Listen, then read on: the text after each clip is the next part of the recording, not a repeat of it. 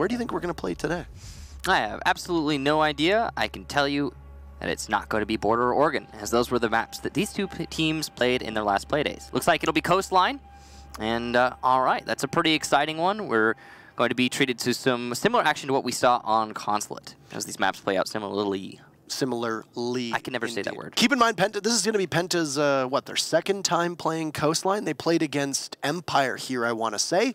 They stormed out to a 4-0 lead, ended up becoming 4-1, and then they lost it 5-7. So they only picked up 1 round over the next 8. That's quite a stumble, and it really showed Empire finding their footing. You got it wrong in match number 1, but let's see if you get it right in match number 2. We won't actually know until the second match is done, but you got Chaos versus Penta, and surprisingly, the team that has yet to find a victory versus the team that hasn't lost, you're going to give it 54% to Penta. These people are, they're buying low and they're selling high right now, Michael. They really want to give it to the underdog in this. I don't want to say anything about that. They want to give it to the underdog. Everybody likes an underdog. All right. I mean, it's a good story. These teams are, I think, pretty close. We'll load right into the map. It's going to be Coastline, as we saw. Chaos starting on attack, Penta on defense. And we can continue to talk about this though. I think it's because exactly what you were talking about. Is Chaos the real deal? Because they have 3 wins, 3 dominant wins. They are the #1 team in Europe right now, but it's still so early in the season. I mean, you were talking about it earlier. I mean, we've seen stuff like this happen before. Remember Noble from North America last season. After 2 playdays, they were sitting atop the NA scoreboard. Yeah, and we're only an extra day in here on EU. Yeah, and Noble was looking pretty dominant. They were looking very good. And here we go. You know, Chaos is in a similar position. Will they be able to push that forward into actual dominance of the European region is the real question. And I think that Penta is going to be a massive speed bump in that attempt. And this is going to be the real test, possibly the biggest hurdle for Chaos, because it comes at a time where people are going to be questioning their position on that leaderboard. There's still potential for them, though, to take it, and I do think that Chaos was a little bit undervalued in that community vote because, I mean, you look at the stats, and it's obvious. Yeah, they're the team that are doing much better right now, having dropped only 6 rounds across their last 3 matches. Yeah.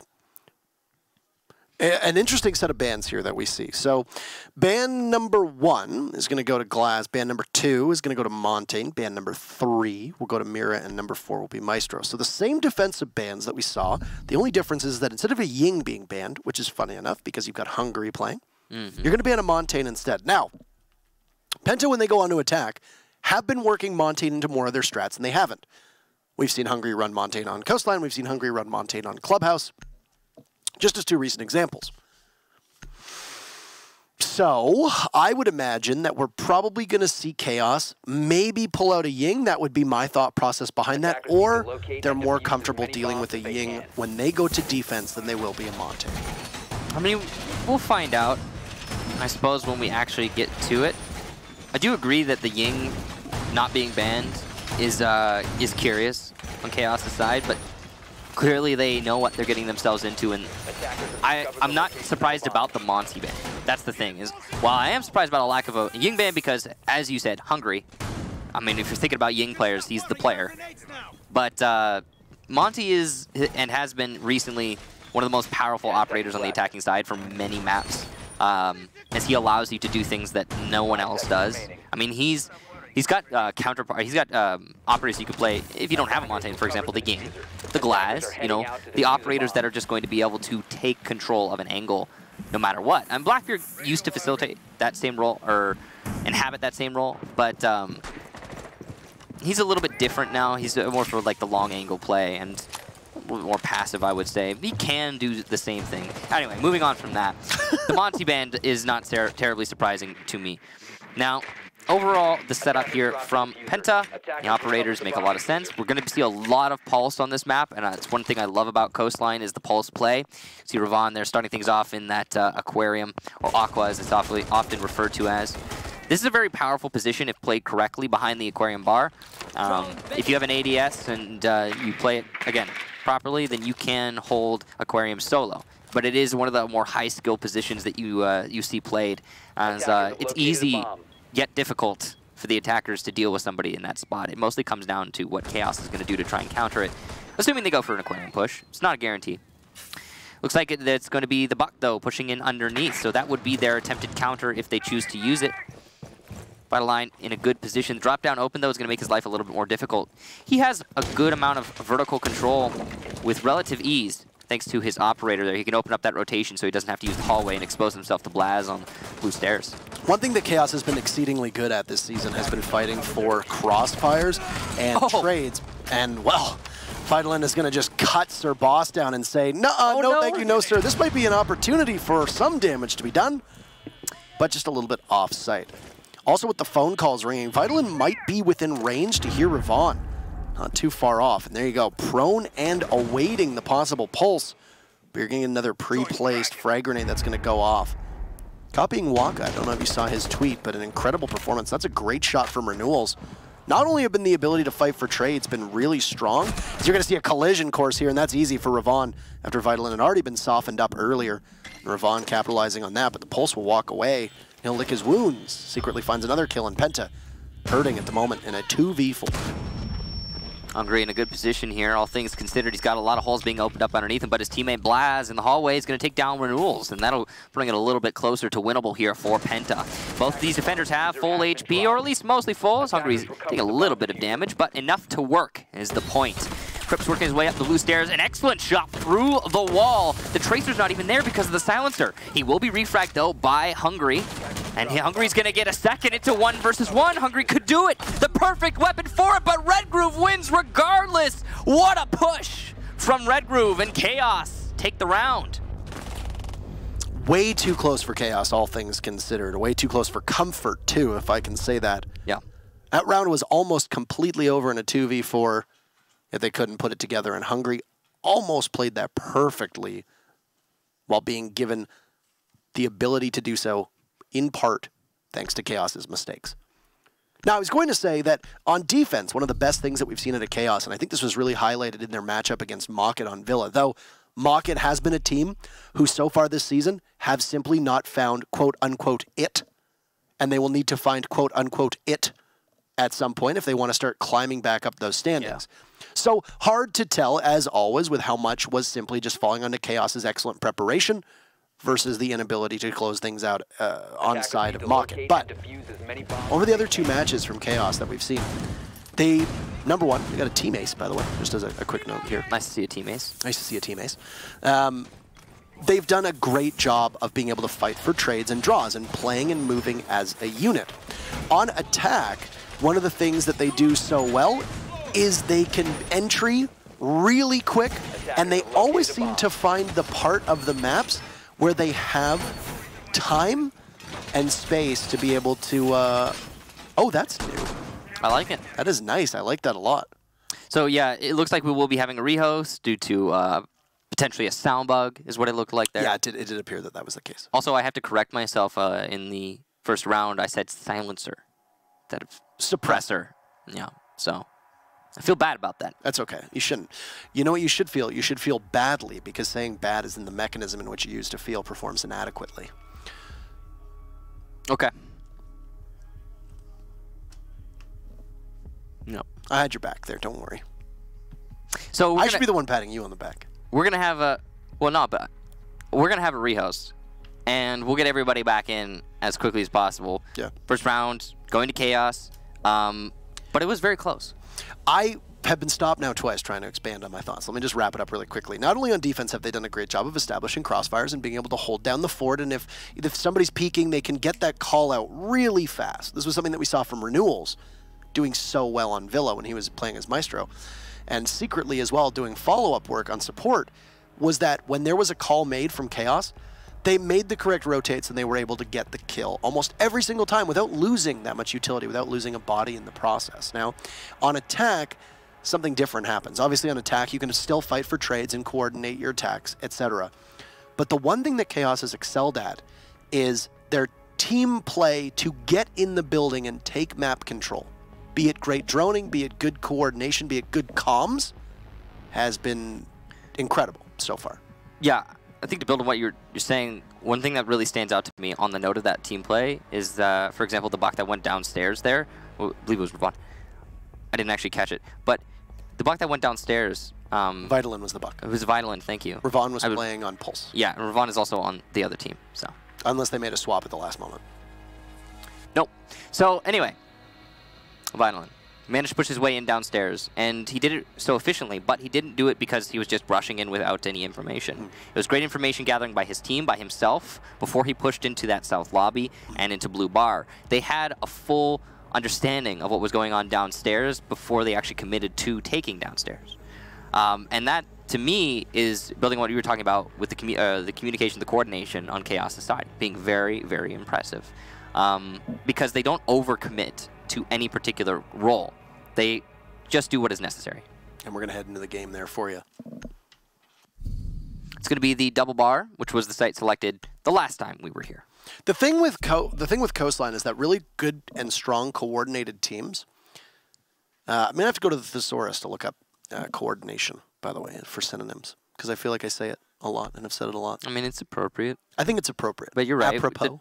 Oh, look at that. Diversity would be. Diversity is a good spices of life. The spices of life. So, Coastline is a map where, because of the way it plays out for attackers, and because it does tend to be skewed towards the attackers, you have great chances to be able to hold down rotates and make sure that you've got somebody committed to flank watch, etc.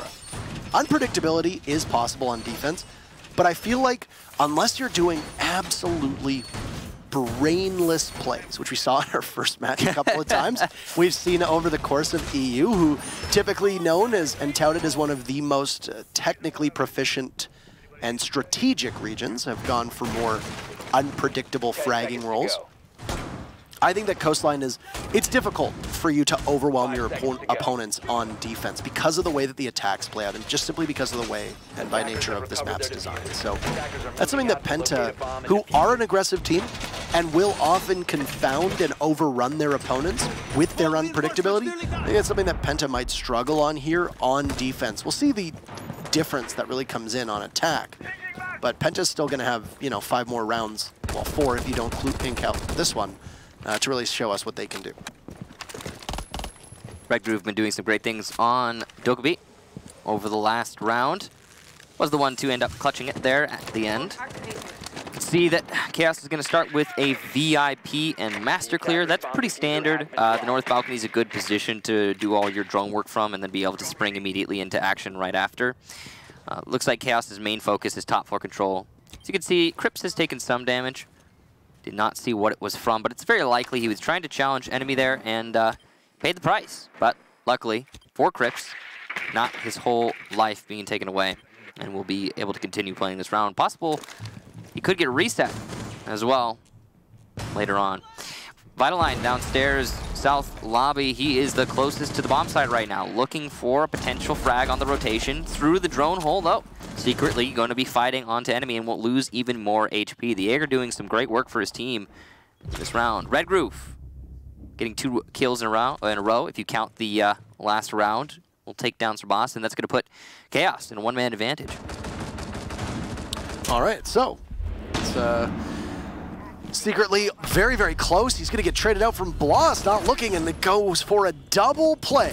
He's going to see the Dokkaebi here, enemy climbing in, and he'll take out Renewal. Pistol pulled out from the Echo, but Crips taking a lot of damage with Red Groove down, and now Crips finished off. Vitalin, Secret's newest member. He's not too far away from the site. There's a minute left. He'll need to try to get back to help Red Groove, but no, it's very swift from PENTA as Red Groove and the rest of his team get a little bit too aggressive, and a perfect pushback from PENTA as they basically just sit atop the site and wait ever so patiently. Yeah, Chaos got a little too aggressive, but so did PENTA. I mean, the way that round played out reminds me a lot of a recent match. I want to say against G2 and ENTS, where I think the participants. And I think you're correct. Yeah, one of the main takeaways from that match was a lot of aggression. We're seeing the same thing here. Early days still for this match, but yeah, I mean, you talked about in the pre-match how Coastline and Consulate, in a way, they're not terribly similar, but in a way they can have similar plays in that the defense needs to be aggressive if they want to have a chance, because if you allow the attack to set themselves up on this map, you're going to be at a distinct disadvantage. Not quite the amount of aggression that we were seeing in the last match, but still a little bit of a mess when it comes to that actual fight. Chaos were pretty spread out there in that last round. It was the same thing that they did in the first round, and the first time it worked for Chaos, but clearly not the second time around. So we'll see if they're able to correct that, or if they're going to continue with the more spread out strategy that they've been employing thus far. Penta going to be going to Kitchen here for the third bomb site. Billiards didn't work out, but Double Bar did, and they're not going to go back to Bill. Did you just call Bill? 5 seconds to go. What did you just call Bill? Bill Billiards. You're not on a first-name Bill basis with Bill. Attacker's objective is You make it sound like he's your dear friend. Defender has left the Oh, designated right. staging area. Classic Bill. Okay. All right. Double Bars also does have the highest defender victory rate on Coastline. It used to be Kitchen. If you recall, Coastline's been fascinating, actually. You go from It has. Penthouse Master upstairs, or Penthouse Theater, rather, being the most preferred site. Then Mira's pretty much always a must ban. She is banned right now. So what ends up happening? Well, then you go down to Kitchen, and Kitchen ends up being the defender's best friend. I think teams eventually realize how to crack that, and then what ends up happening after that? Well, then you start going to the Double Bars, and the cycle will continue anew. Yeah, Coastline from the get-go really was, again, one of those maps, like Consulate, that every site is defendable. There's a preferred site, but the interesting thing about Coastline, as you were just touching on, is that that preferred site rotates. Yes. So, and that's going to shift based on the meta and based on the team's preference, and that's pretty much it. I actually feel like Penthouse Theater gets the least amount of play just based off of my gut and not off of any metrics in comparison to what we've seen out of Hookah. Blaz will start things off. He takes out Secretly, and one set of smokes is down. Say goodbye to your frag grenades as well, as somehow the bucket's a little bit too close to a smoke. Or a mute, rather, as Hungry is actually playing the mute, not the smoke. My apologies. A little bit of unusual to see that mute shotgun still. It has been much more in the meta recently, but it's still early days on that SMG being added to the other SAS defender. Crips up close and personal here with the Echo, and he's going to have full information on two enemies. Serbas goes down, but not Blaz. And through the wall, Blaz eats a headshot. Excellent play there from Crips and whoever was droning him in. That's some excellent coordination on Chaos, and one of the things that we were talking about Chaos excels at.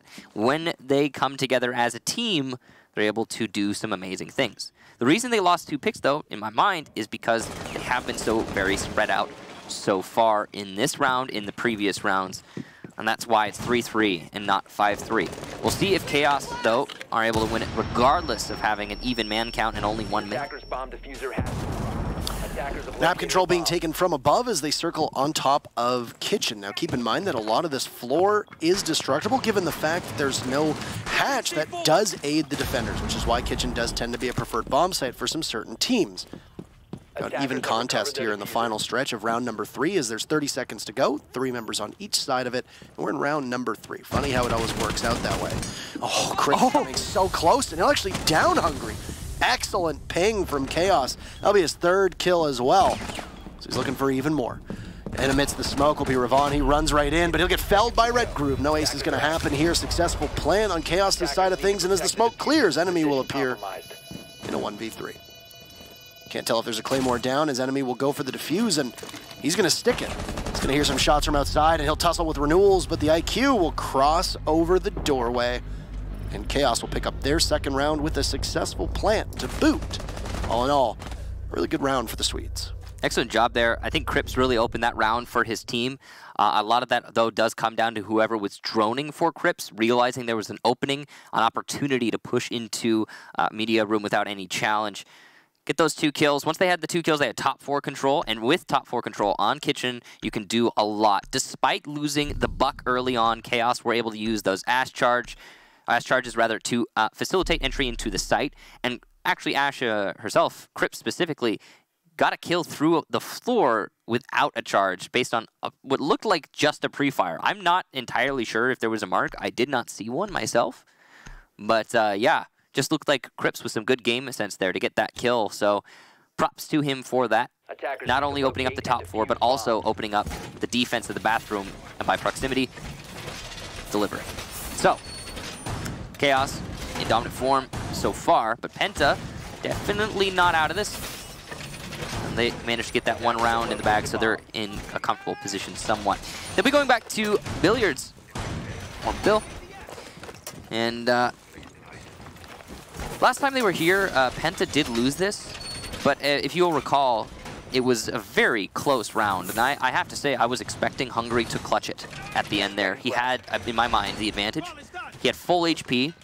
He had an SMG-11, and I don't think he died to the headshot of that SMG-12, which means he got straight up out DPS or out reacted by Red Roof with an SMG-12. So from full, yeah, that's a pretty heavy dip there, especially considering Hungary was playing smoke. So he wasn't a 3-speed. He wasn't supposed to die that quickly, but he did. So props to Red Roof again for the clutch, but very, very narrowly not a win there for Penta. Potentially could be this time around. All right, so let's get underway here with Chaos running a very similar lineup every time. You don't need a ton of flexibility on Coastline. It's always intriguing to see the way that teams take operators on Coast. Hard destruction is not really required on this map.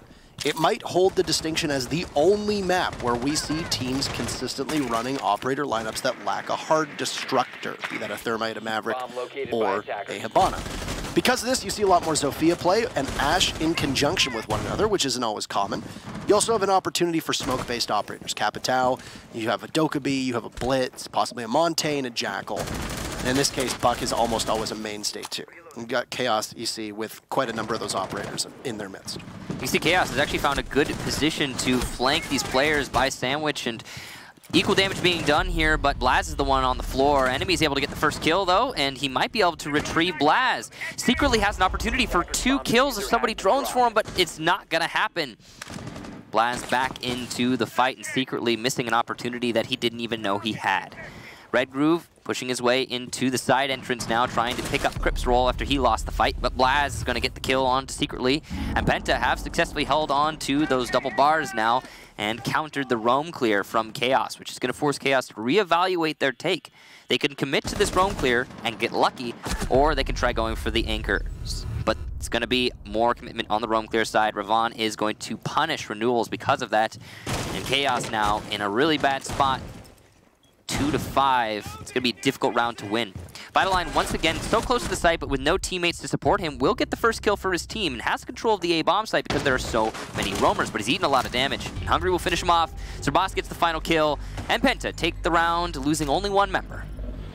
Penta battling back here with great numbers, and you've taken 2 rounds on defense so far on Coastline. You're getting very close to a victory. Now, if Chaos can emerge with a 4-2 scoreline through that first half, obviously then things are going according to plan on Coastline as a map overall. But Penta, I think, have realized that Chaos's ability to overwhelm you, very similar to what Wilkie said in the interview. We're not sure if you saw it. But in the interview, basically what Wilkie said was, well, we realize that if we give G2 lots of time, then they will pinch us off one by one. Chaos can play a bit quicker and maybe a bit looser, but still the similar thing. They will trade you off and establish those holds so that you walk right into them. Bloss has been a huge help for Penta, and it really cannot underscore how strong he's been. He's been able to get the opening pick most times on Echo while still having his drones in positions where the dead teammates, Penta, are able to give calls to. Yeah, one of the strengths of Chaos is also one of their strongest, or one of their biggest downfalls, and that is that, yeah, okay, I talked about it earlier, when Vitaline in the first round was able to get into Blue Bar so efficiently, and with the drone assist from his teammates, so they didn't overcommit to that role, they didn't undercommit to that role. But I feel as though Chaos at times are running just cookie-cutter strategies in terms of the roles that every player is trying to execute, instead of adapting that strategy to what their enemy is doing. 10 seconds remaining. So for example, if maybe there were 2 or 3 roamers in Blue Bar in the first round, when Vitaline was trying to clear into that, it might be the case that Chaos still tries to force Vitaline into Blue Bar, despite there being 2 or 3 roamers, and after droning them out, but they force him into that role alone. And that usually happens in the early game for Chaos. It's something that they keep repeating, is that it seems like everyone's trying to execute their role, but not adapting to what Penta is doing. So if Penta has players in the right positions, they can disrupt the role play for Chaos and throw the team in. Why can't I say Chaos? It happens. We get confused with a lot of things, man. I wouldn't. That's the right word, though. I mean, that's what I'm trying to get at, though. If Chaos's roles are disrupted by Penta's play, then it can be really tricky for Chaos to recover the round. They've managed to do it a couple times now, And I feel as though if Chaos can fix up their early game and, you know, adapt their roles to what the enemy team is doing rather than what they want to do, then it could be they could be a really formidable team. I mean, they already are, but they could be even more so. It's imperative for Chaos to win this in terms of standings as well. You've got a team that is much lower than you, that has really not achieved its potential so far. I would imagine that Penta will probably iron out most of these issues as the season goes on, and will probably start climbing up the standings at some point. Obviously contingent upon the rest of the teams not, you know, also winning. Yeah. Very difficult for you to climb if all of your opponents are also winning. One thing that Chaos has done is spent a huge amount of time on drones so far, Michael. Quite a lot of time invested in being able to get their pieces in order. And Crips upstairs has control from above alongside Red Groove, but Penta circling the wagons. Crips and Vitalin both sustaining some damage, and Secret getting a heavy loss, or secretly getting a heavy loss, rather. This happens a lot in this region. With this set of smokes going down. You still have the Dokkaebi as a failsafe. Renewals finds Sir Boss, and another great kill from this IQ inside a courtyard. Renewals with 2 very fast shots, and both of which reward his team. And they'll have a numbers advantage heading into the final minute. That's the problem when you go to double bar and you leave that wall open. Renewal's going to get his 3rd in the round, and Chaos now in a good position. But he'll be shut down, so no 4K, no ace. And Ravon fighting tooth and nail here at blue bar, doing some great work to hold up both angle pushes at the same time from Chaos, using just that SMG-11's small mag. Will even us out on that 2-on-2. Crips coming down from the blue stairs. He's going to see the player at bar, but will lose the fight to Ravon from blue bar. Red Groove going to take out enemy, so it's Red Groove in a clutch position once more. He's been here just a few rounds prior. He has the diffuser though, so this is the perfect opportunity for him to win. Not much time.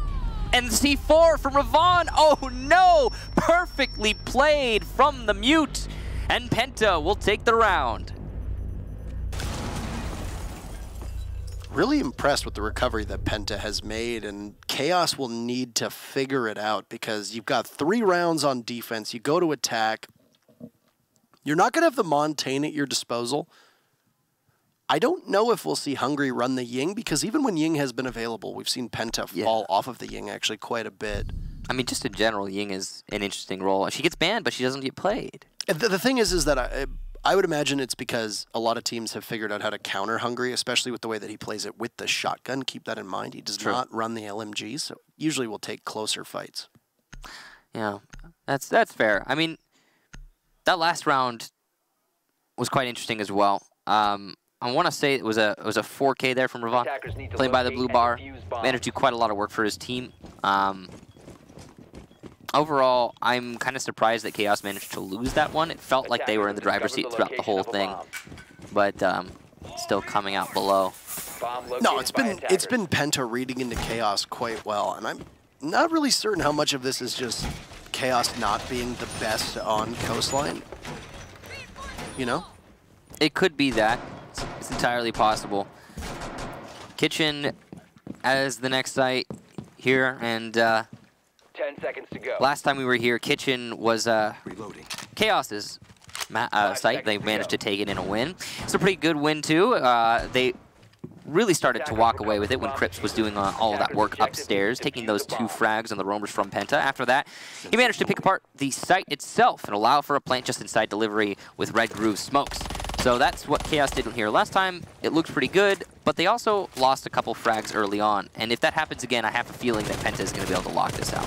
The one thing for me that I've noted on Chaos' side of things is they have not been able to really get a successful execute down. You know, the previous round, you saw Chaos almost get the plant down on the double bars. Plant went down on Kitchen in round number 3, but that was really it. And it's because Chaos keeps getting cut down time and time again as they transition through the mid-round. And that's been the big thing. Penta has been winning the mid-round every single time that they've been in that position. Secretly gets down himself. He'll get picked back up by Chaos, but this will put Chaos at a disadvantage.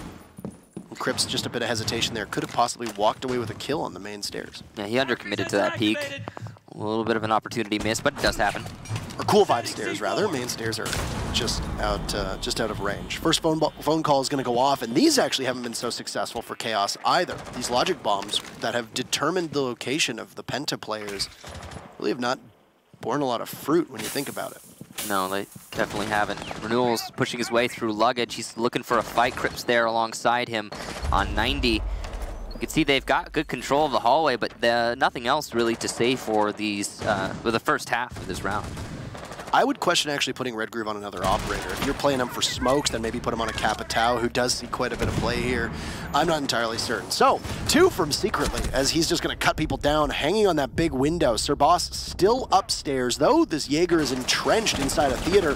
Renewals will come in, and he's going to tango with the Jaeger, but he's going to miss most of those shots.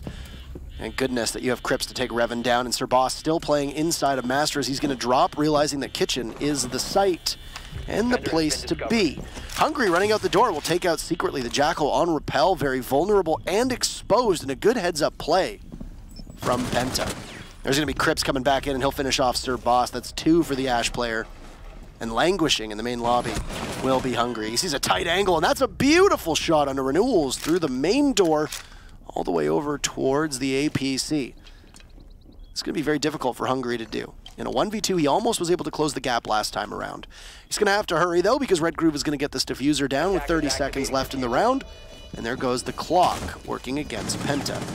Trying to distract and give his position away, at least. It's a bit of a decoy, a small punch hole made in the wall. And a beautiful shot. Hungry is keeping this round together for his team. Assuming that Red Groove's play will be outside. Oh, he reads that correctly. Oh, and he's going to deal quite a bit of damage as both members of these teams left with very minimal HP. It's going to be a shot in the dark for both of them. Hungry sticks the defuse and will fake it at least maybe, but he's going to continue to stick it. He's going for it. You're going to need him to get in there, and he will. Red Groove runs in and punishes Hungry, and both teams will emerge the first half tied up 3-3. But it comes really close.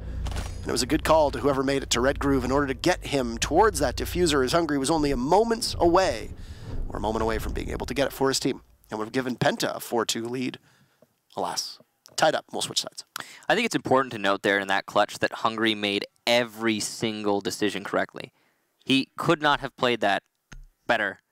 The only thing he could have done is not miss a couple shots. That's really unfortunate. Good game sense there from Hungry. Well played. Just not able to land shots onto Red Groove. It does happen. The SMG-11 is difficult to manage at that range, but still, a nice try. Well done to Red Groove, clutching it out, playing it correctly as well. But we will be going to, as you said, the second half in a tied situation. Double bar to start things off here for Chaos. Not exactly surprising. This was the first site that Penta managed to win. See if Chaos can do the same. Overall operator selection for both teams is interesting. We've got a castle being brought from Chaos, which makes a lot of sense, I think, on Coastline in general. Information operators, though, are only Valkyrie. So that's limiting for Chaos, especially on a map like Coastline. Valkyrie is one of the best information operators on this map, but it is still a limiting factor here for the defense. Penta has brought a Capitao to try and disrupt that information, and lo and behold, Hungry on Ying. The prophecy has come true. Prodigal son returns. Yeah. Or daughter, I suppose, is Ying's case. He's a son, she's a daughter. Let's say son for Hungry's sake. There you go. Because I feel like if you think, he is synonymous with Ying. When you think about Ying and Pro League, it's probably, I mean, everybody I think would agree that he is the most proficient and really brought to light the potential for playmaking that Ying brought, though. Yeah. Obviously, you understand she has 3 Candelas, a weapon that is not great, but it is serviceable. That's why, as you said, sometimes see the shotgun. She used to have smokes. Those were the days. Which was mind-blowing. Remember when Maverick had smokes in the CTS and everyone was like, no. Maverick had smokes for a hot minute before the developers were like, maybe we should take these away. Yeah. And then they took them away, and you know what everybody said? Thank you. So when you look at Penta Sports' lineup, once again, no Hard Breacher, which is very quickly becoming commonplace for Coastline. You don't really have a need for Hard Breachers here, as we've said time and time again. A Glaz will do in a pinch. Of course, he is banned, as you can see. But you have lots of soft destruction at your disposal. No Buck being brought out. I would imagine that Bloss probably has breaching charges on the Zofia. That would be my guess. We'll determine that when we can go back to Bloss at some point. Playing inside of Hookah is very dangerous here as the site is in double bar. But it could pay off very well. It depends on what Red Groove is able to win on this Repel. Enemy's going to take down Crips. Okay, Renewals with a nice wide peek there. We'll get an excellent clean headshot onto Hungry. So this Hookah roam so far working out fantastic. They've also taken out the Ying before the Ying is able to do anything in the round. So that's very important. And it's one of the real flaws of bringing, you know, high-risk, high-reward operators like that Ying. I think that repel was done in large part to try and draw out this of the mute. There's going to be an asphyxiating bolt. Red Groove is as good as dead. They'll cook him inside of the corner. His last gasp will be given to him by Ravon. So Chaos losing 2 bodies inside of sight. Hungry running that LMG. I think a big part of that is now Bloss will go down to secretly. Hungry was felled earlier, so we're not going to see the Ying this round, but Hungry was running the LMG, and I think part of that was because they understand that Chaos's defense, especially on Hookah upstairs, revolves around opening all those walls up. Very difficult for you to take an engagement with that shotgun there, knowing that you're likely going to be cut down from farther range. Sir Boss running into bars will take out Vital, and secretly looking for his second kill, he'll find it. Enemy trades off renewals, and it'll be back and forth for both teams. But I don't know if they know this. Secretly has Diffuser down. He'll have to get back to sight. He has a very low power weapon in his hands. It's the UMP. He's going against 2 really good weapons here, with very minimal time left for the attackers to be able to pull this one off. Diffuser finally getting grabbed as Secretly will come in, but he'll give his position away. He'll drop the Diffuser on enemy, pulls out the pistol and knows that he's getting pushed, but Sir Boss will prevail in that fight as the sidearm from Secretly fails him at close range. And that 5.56 Commando doing oh so much work, as Penta will regain the lead on a successful entry under the double bars below. This is a very back-and-forth match thus far, and Penta are definitely looking like they're going to earn that community vote's favor. Whether or not this is a win in their side, though, they have played very impressively, especially against Chaos, the currently #1 ranked team in Europe, if I'm not mistaken. Kitchen service entrance. It's going to be the next set here for Chaos. So this is a pretty solid site to be going to. I'm surprised, to be honest, that Chaos was unable to win the double bar. The way that they played that, it looked like it was going to work out somewhat. I feel as though they over-invested a little bit in holding Hookah. It's one big takeaway that I have for that round. Another thing is, Renewals fell off Hookah after losing Red Groove, and you could make the argument that he was just trying to solidify the site. But at the same time, if you hold Hookah, you hold the site because you have that vertical control in a way. Of course, you can't hold default plant spot, but there's always the potential to rotate because the drop down is covered by sandwich. So as long as the attackers haven't made the full push into Sunrise Bar, there's always potential to rotate out of Hookah. I feel like Renewals could have done some more damage on that top floor before falling back. Of course, you know, this is hindsight speaking, and if he had stayed up there, maybe died, it could have gone even worse. At the same time, though, his play in the site was worthless. So some other decision, clearly the right one, as he was unable to make anything happen there. Chaos, over-investing in top floor, Penta with a great roam clear. It was good utility usage as well to be able to get I guess the trade, you would call it a crossfire that was established upstairs in Hookah as well. So yeah. You had the mute of Red Group who was playing in the corner. And unless you've got a frag grenade to be able to take him down, providing there's no ADS, there isn't much you can do to take care of that mute, except for an asphyxiating bolt, which is good usage from Penta. Enemy's been downed outside, not exactly certain where. It looks like he's down over by Office. A great play by Bloss as he got droned in from the Capitao, and Hungry will now need to rotate over towards enemy and give his team a fighting chance as Crypt is getting hung up on that rotate just into Hookah, and that's an unfortunate rotate because it's very likely that Chaos is now going to lose second floor control. Red Groove's SMG-11 is going to soften up yet another member of Penta, and that's 3 of them that are all at 50 HP or below. So Penta, very vulnerable to one of Vital and Smokes when it gets thrown out, and also a C4 just clipping any of those 3 members, the Ash, the Capitao, or the Zofia, could prove to be their undoing as well. Yeah, so man advantage Penta, but HP advantage Chaos right now, and it could be a huge factor when we come to the actual push into the site. Half the round still yet to be played out. Poor coordination there from Penta, losing control of the main lobby, and Renewals will get an easy frag from said position. Good job to see the opportunity on Renewals' part. Penta now in a really tricky position. While it is a 4-4, you can see Ravon and Blast still very lit up. One big thing is that they still have the Ying's Candelas, and that'll be a huge factor, I'm sure, when they go for the push. Though, from VIP, Cripps gonna get an easy kill onto Ravon, who has no information in his corner. Cripps also managing to dodge his way away from trouble just now. Here's the big issue with PENTA, is that with 2 members left, they know they need to grab that diffuser because they are unlikely to prevail in a straight 2v4 slugfest. And Cripps is going to be in good position to be able to grab another kill of his own. He's going to lose out on a Hungry, finally finish him off. Tango's really, really well, and you can see Sir Boss just hopping up and down. He's got his crouch key bound to his mouse 1 button. Sir Boss is going to need to do a little bit more to be able to grab that diffuser. Open holes in the floor. VIP looking all the way down into kitchen will give him some possible information on the defenders, but most of it will still be deeply withheld from the rest of PENTA. And they'll fly in blind with Sir Boss having just under 30 seconds to go. He'll head down main stairs and, well, it's going to see the alibi. That's a great shot and will absolutely execute Cripps, but a trade-off as Renewals is there. And that trade ends up becoming quite worthwhile. Excellent play from Chaos. And they'll even things out 4-4. Chaos looking good. So is PENTA.